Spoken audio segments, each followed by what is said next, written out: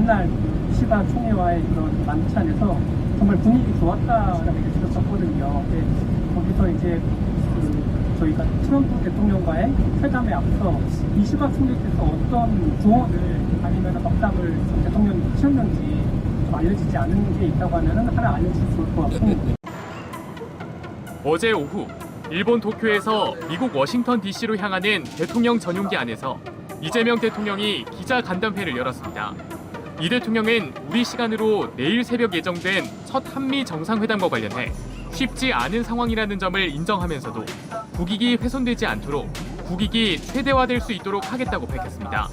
분명한 것은 대한민국도 하나의 주권 국가이고 주권 국가에서 우리 주권자들, 우리 국민들이 기대하는 바를 충족시키지는 못할지라도 최소한 실망하게 해드리지는 않아야 된다라는 그런 책임감을 가지고 있습니다. 미국 측에서 지난달 큰 틀에서 합의한 관세 협상과 관련해 농축산물 시장 개방 등 추가적인 요구를 해올 경우에도 기존 합의를 유지하겠다는 취지로 말했습니다. 미국 대통령이 직접 발표했고 한국과 미국 대통령이 상호 승인해서 그 내용들이 정해졌는데 또 일방적으로 바꾸자고 하는 것을 저희가 쉽게 바꾸자니까 또 바꾸겠습니다 할 수는 없는 노릇 아닌가 싶습니다. 일단 저는 한번 한 합의를 그렇게 쉽게 쉽거나 좀 바꾸는 것은 그리 바람직하지는 않다라는 게 우리 생각입니다. 북한과 관련해선 강력한 국방력을 기반으로 대화하고 소통하겠다면서 한반도 비핵화를 재차 강조했습니다. 이것도 하려면 일단 바닥을 못 쳐야지. 그걸 되돌아가려면 속도를 줄이고 또 반대 방향으로 가면 줄어들고 그래야 원래 출발지로 되돌아갈 수 있지 않겠습니까? 그래서 북한이 완전한 비핵화라고 하는 게 한반도의 평화와 안정, 그리고 우리 동북아시아, 우리 아시아 또 나아가서는 세계 평화를 위해서 저는 가야 될 길이라고 생각하지요. 안녕하세요. 뉴스의 이면을 파헤치고 분석하는 정치공장 공장장입니다. 드디어 대한민국 외교의 새로운 시대가 시작됐습니다. 이재명 대통령이 첫 해외 순방길에 올랐습니다. 어떤 분들은 첫 순방의 외교적 성과를 따지기 바쁠 겁니다. 하지만 저는 오늘 성과 이전에 그 방향성에 대해 이야기하고 싶습니다. 바로 국익 최우선 실용 외교. 이 얼마나 우리가 기다려왔던 말입니까? 더 이상 해묵은 이념 논쟁이나 과거의 프레임에 갇히지 않고 오직 국민의 삶과 대한민국의 미래를 위해 움직이겠다는 담대한 선언. 오늘 그 첫걸음의 의미를 여러분과 함께 되새겨 보고자 합니다. 먼저 일본 방문의 의미를 보시죠. 늘 우리 외교의 발목을 잡아왔던 한일 관계. 이재명 대통령을 정말 현명하고도 대담한 해법을 제시했습니다. 바로 투트랙 전략입니다. 이것은 과거를 잊겠다는 말이 결코 아닙니다. 오히려 그 반대입니다. 과거사 문제는 그 누구보다 단호하고 원칙적으로 대응하겠다는 의지를 분명히 하면서 동시에 그 문제 때문에 우리의 미래까지 발목 잡히지는 않겠다는 자신감의 표현입니다. 생각해 보십시오. 과거사 문제로 대화 자체를 단절하면 경제, 안보, 기술, 협력은 누가 챙깁니까? 그 피해는 고스란히 우리 국민과 기업에게 돌아옵니다. 이재명 대통령 이 악순환의 고리를 끊어내기로 한 겁니다. 과거는 과거대로 당당하게 따져묻되 미래는 미래대로 실의를 챙기며 협력해 나가겠다. 이것이야말로 감정에 치우치지 않는 어른의 외교이자 대한민국의 국격을 보여주는 자신감이 외교입니다. 저는 이 담대한 첫걸음이 경색된 한일관계에 새로운 숨통을 태워줄 것이라 확신합니다. 이번 순방의 하이라이트는 미국 방문이 더 중요합니다. 이재명 대통령 한미동맹을 단순히 전통적 동맹에 머무르게 하지 않겠다는 의지를 분명히 보여주고 있습니다. 북한 문제에 대해 강력한 억지와 대화를 병행하는 균형 전략, 너무나 당연하고도 필요한 해법입니다. 튼튼한 안보가 있어야 평화도 지킬 수 있고 대화의 문도 당당하게 열 수 있는 거 아니겠습니까? 여기에 더 주목하는 것은 경제 기술 분야입니다. 이재명 대통령 미국을 향해 우리가 더 이상 도움을 받는 주니어 파트너가 아님을 선언하고 있습니다. 반도체, 배터리, AI, 조선, 이 미래 산업 분야에서 대한민국 없이는 미국도 미래를 그릴 수 없습니다. 바로 이 자신감을 바탕으로 우리 기업의 이익을 지키고 대한민국의 미래 먹거리를 확보하기 위해 동등한 파트너로서 협상하겠다는 것입니다. 이것이 바로 우리가 꿈꿔왔던 당당한 외교의 모습입니다. 여러분, 이번 순방은 단순한 외교 일정이 아닙니다. 대한민국이 나아갈 새로운 길을 보여주는 이정표입니다. 이념의 족쇄를 끊고 실용으로, 과거의 상처를 넘어 미래로, 끌려가는 동맹이 아닌 주도하는 파트너로, 이재명 대통령의 국익 최우선 실용 외교는 우리 모두에게 더 나은 삶, 더 자랑스러운 대한민국을 안겨줄 것이라 믿습니다. 물론 가는 길이 쉽지만은 않을 겁니다. 하지만 방향이 옳다면 우리는 함께 나아갈 수 있습니다. 대통령이 흔들림 없이 국익을 위한 외교를 펼칠 수 있도록 우리 국민들이 힘을 모아주고 응원해야 할 때입니다. 여러분은 이재명 대통령의 담대한 첫걸음을 어떻게 바라보시나요? 댓글을 통해 여러분의 날카로운 본색과 다양한 의견을 자유롭게 남겨주시기 바랍니다. 정치곤장 구독과 엄지척 좋아요는 다음 영상을 만드는 데 아주 큰 힘이 됩니다. 감사합니다.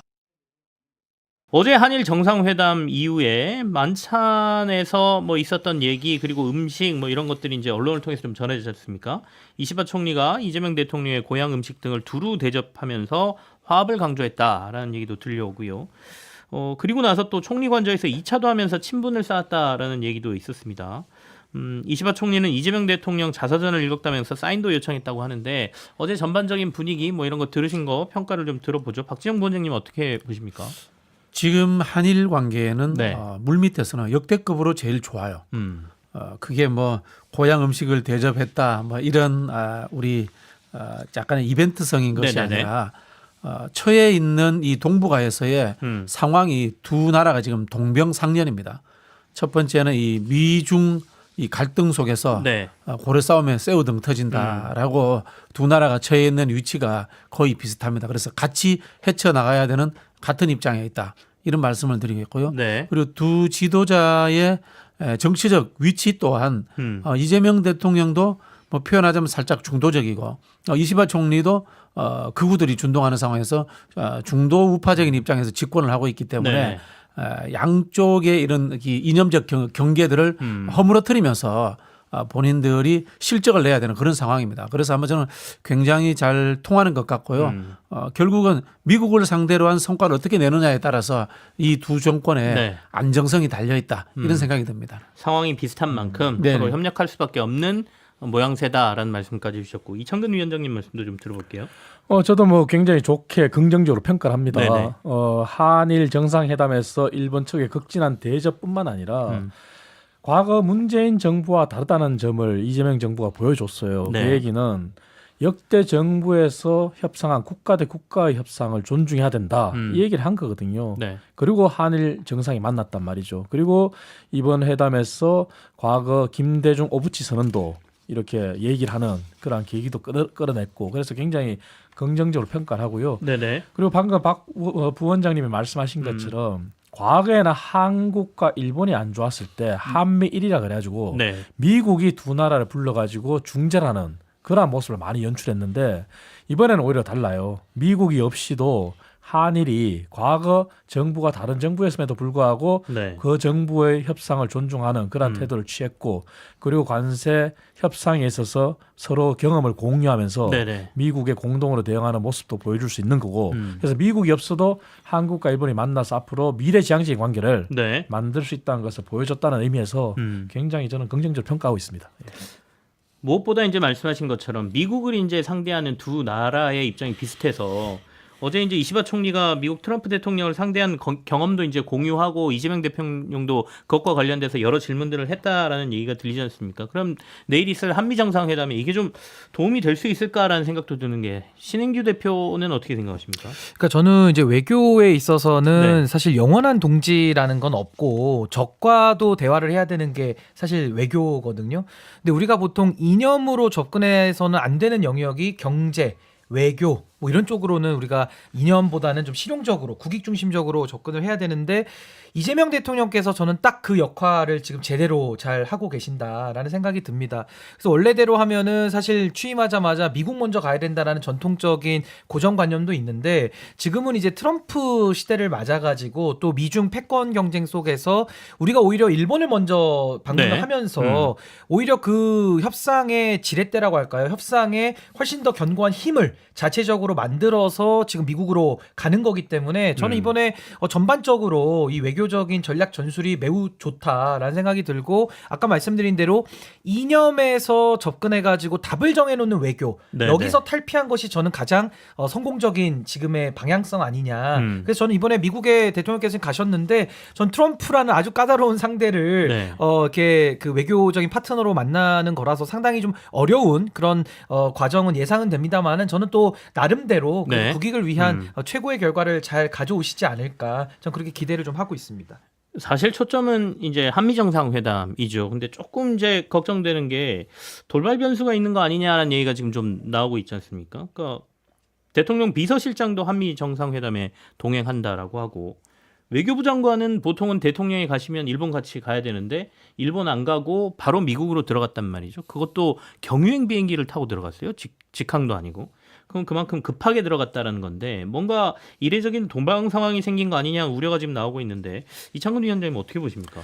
저는 돌발 변수라기보다는요. 네. 그만큼 관세 협상을 마무리 지어야 되는 그러한 정상회담이잖아요. 큰 틀의 협상을 1차적으로 이뤘는데 그것은 단지 숫자적인 상황에 선언적인 상황에 불과한 거거든요. 네네. 그럼 그만큼 디테일하게 해결해야 된다는 게 많다는 걸 증명하는 거죠. 그래서 외교부 장관과 산업통상부 장관이 네. 미국에 가서 미리 의제를 조율하고 있는 점도 그렇고 그리고 대통령실에 보통 비서실장은 대통령이 회의 순방 중일 때는 자리를 지키는 게 관례거든요. 네. 그런데 이번에 3실장이 모두 다 갔다는 것은 그만큼 트럼프라는 그러한 인물이 돌발 변수를 어떻게 보일지 모르기 때문에 다방면으로 각자의 카운터파트너를 만나서 그렇게 소인수 정상회담이라든지 네네네. 확대 정상회담 때 트럼프의 돌발 행동을 막기 위한 그러한 포석으로도 읽히고요. 그래서 저는 이번 회담이 마무리 짓는 상황이기 때문에 네네. 돌발 변수보다는 그만큼 해야 될 일이 많고 그러한 다양한 전략적인 그런 시나리오를 가지고 임하고 있다. 저는 그렇게 해석하고 있어요. 예. 물론 뭐 저희가 다 파악할 수는 없으니까 어떤 변수가 있을 수는 있는데 그것보다는 뭔가 사전에 럭비공 같은 트럼프 대통령과의 대화 전에 사전에 뭔가를 좀 조율하기 위해서 들어간 게 아니냐 이렇게 말씀하시네요. 박지원 다른 의원님. 네. 사람을 만난다라고 가정해야죠. 음. 비서실장은. 보통 이제 우리가 대통령이 해외 순방할 때 안 따라가는 사람이 비서실장, 총리, 그다음에 국정원장이 네네. 안 따라갑니다. 그건 왜냐하면 이제 국가 안보 상황을 고려해서 네. 같이 있지 않는 거죠. 같이 있지 않는 건데 그러면은 이번에 비서실장은 대통령을 수행해서 따라가느냐? 저는 그게 아닌 다른 임무가 있는 것 같아요. 아마 대통령이 만나는 미션이 것과 다르다는 다른 말씀이세요? 미션을 가지 브랜치로서 뭔가 해야 될 일을 받고 가지 않았나라는 생각이 들고요. 네. 그거는 금방 이창근 위원장 말씀하신 것처럼 관세협정을 마무리하는데 돌발 변수들을 누구는 누구 맞고 누구는 누구 맞고 이런 식으로 매칭을 해가지고 네. 하나하나씩 해결하자라는 아주 좀 디테일한 표현이 그렇습니다만은 작전을 짠 것이 아닌가 아마 그런 예측이 듭니다. 네. 저도 짧게만 네네. 보태면요. 이게 3실장이 지금 총동원이 된 체제 아니겠습니까? 그러니까 저는 결국은 지금 이재명 정부에서 이 한미 정상회담이 이만큼 중요하다라는 네. 저는 그 메시지를 포함하고 있다고 보고요. 정말 모든 국가의 명운을 걸고 정말 지금 이 관세부터 해가지고 미국과의 관계를 정말 제대로 풀어보겠다라는 그 절박함과 여러 가지 그 전략적인 수를 가지고 간 네. 거기 때문에 이렇게 대통령을 비롯해서 또 정부 고위 관료들이 다 외교에 집중하고 있는 이런 시점에서는 정말 국민들께서 좀 한마음 한뜻으로 좀 대통령에게 지지를 좀 모아주는 것이 정말 대한민국의 국익을 위한 그 도움이 되는 길 아니겠는가라는 생각이 듭니다. 이번 조금 주에 네. 이제 좀 더 보태면 우리가 이제 옛날에 농산 비슷하게 중국은 관시의 나라 이런 이야기를 하지 네, 않습니까? 네. 미국은 로비의 나라예요. 맞아요. 한편으로 네, 보면 네. 그러면은 이게 우리가 갖고 있는 개별 로비력이 어떤 형태든 1%든 5%든 클린턴에게 영향을 미칠 수 있는 거죠. 그런 부분에서 지금 뭐 국회도 좀 더 움직여 주시면 좋고 국민들이 모두가 뭐 진보 보수를 막론하고 최선을 다해야 될 때가 아닌가 이런 생각이 듭니다. 네. 경제인들을 비롯해서 정치인들 모든 그렇죠. 네트워크 동원해서 로비하면서 한미 정상회담 이번에 좋은 결과 이끌어야 된다는 말씀이시고 이번 주에 이제 원전 관련해서 논란이 좀 많았습니다. 그러니까 이전 정부에서 웨스팅하우스라는 미국 회사하고 완전히 좀 불공정 계약을 맺었다는 논란이 좀 있었고요. 거기에 대해서 한수원이 아니다 이번에 한미 정상회담에 미국의 요청에 의해서 우리 합작법인 만들면서 미국 진출할 수 있어 이렇게 돌파구를 좀 만드는 것 같거든요. 실제로 그 얘기가 좀 도마에 오를 걸로 보십니까? 어떻게 보세요, 이창근 위원장님? 저는 이 부분도 마찬가지 네. 일본을 생각했을 때 이재명 대통령이 전 정부의 합의를 국가 대 국가 간의 합의이기 때문에 존중한다고 저는 생각합니다. 네. 물론 민주당 내의 강성 의원들은 불만이겠죠. 그리고 이를 문제화시키고 있는데 사실 이것은 문제화되면 될수록 이번 한미 정상회담에 오히려 악재가 될 수 있어요. 이미 맺어진 계약이니까. 그렇습니다. 그리고 이 계약은 이미 산업통상자원부 장관인 김정관 장관도 얘기한 것처럼 네. 우리가 반드시 손해 본다는 그런 주장을 할 수는 없는 합법적인 계약이라 얘기를 했어요.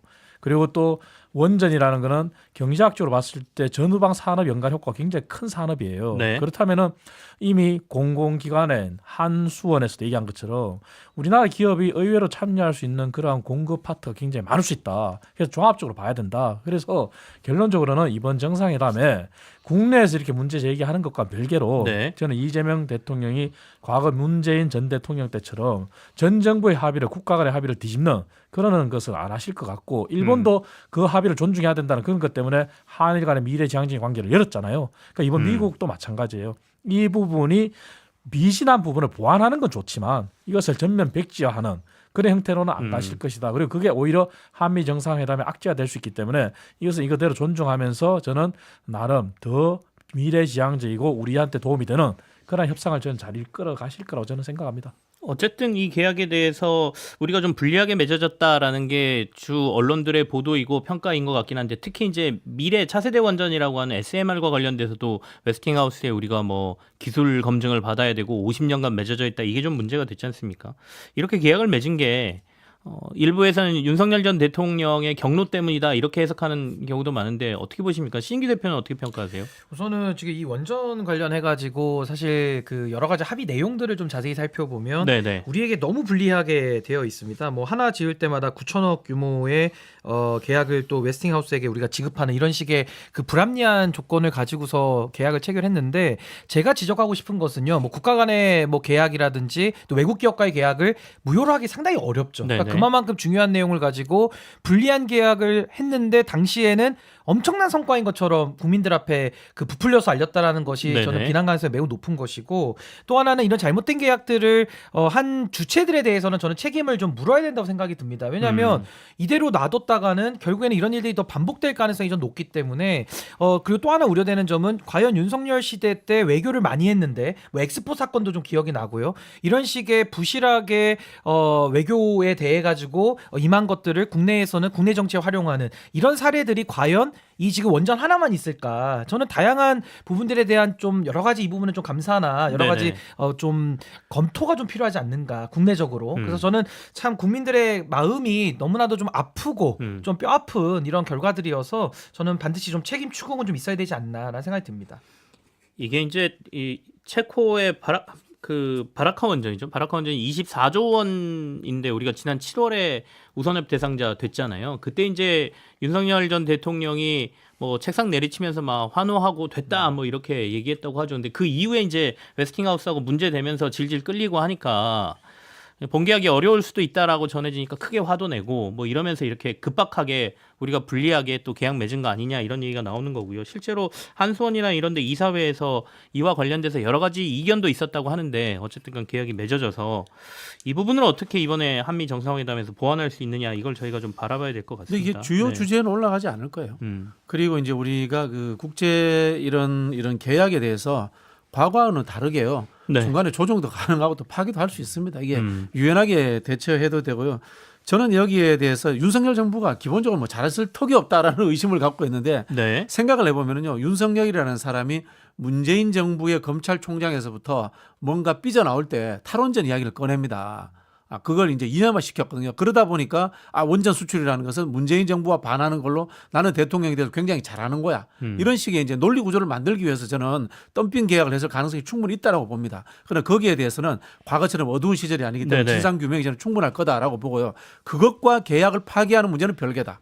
우리 이창헌 위원장님 말씀하신 것처럼 향후의 계약 문제는 우리에게 이익이 되느냐라는 관점으로 접근을 해야지 네. 윤석열 정부가 잘못했다는 진실 규명과는 다른 문제로 다른 별개의 접근하는 문제다. 것이 우리 국익을 위해서 필요하다라는 말씀드리고 싶어요. 그리고 도리어 한미 정상회담이 그걸 의제로 올릴 필요도 없다. 네네. 향후에 우리가 조정하면 된다 이런 말씀이세요.